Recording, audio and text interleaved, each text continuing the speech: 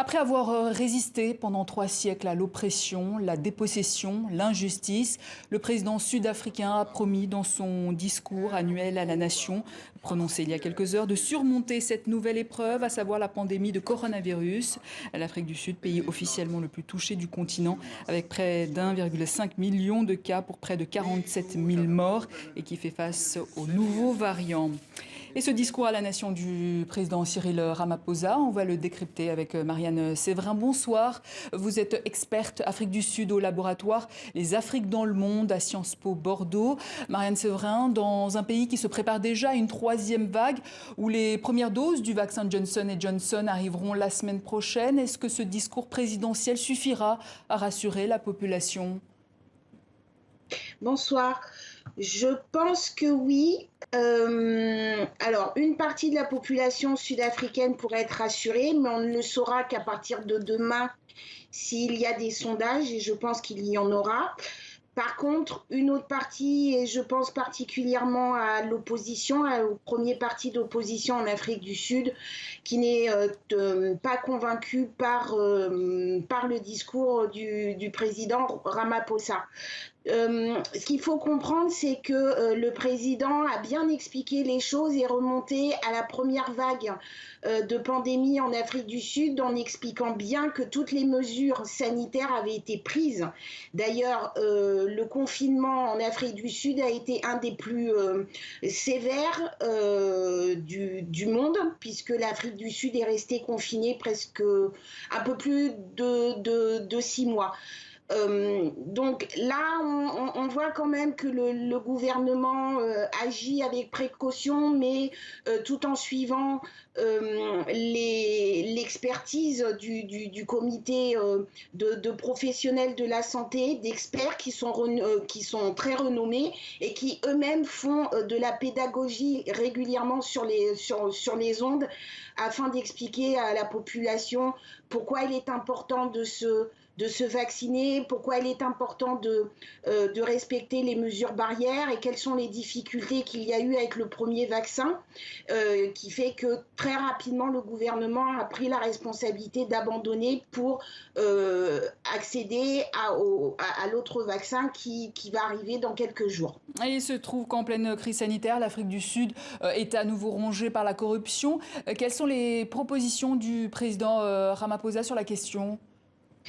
Alors, il y a déjà ce qu'il faut savoir, c'est que cette corruption ne date pas de la pandémie, parce qu'il y en a déjà une qui est en train d'être traitée grâce à la commission Zando qui enquête sur ce qu'on appelle le step capture. Et pendant la première phase de pandémie, alors que le président Cyril Ramaphosa avait bien expliqué qu'il y aurait une sévérité envers les personnes qui seraient accusées de corruption.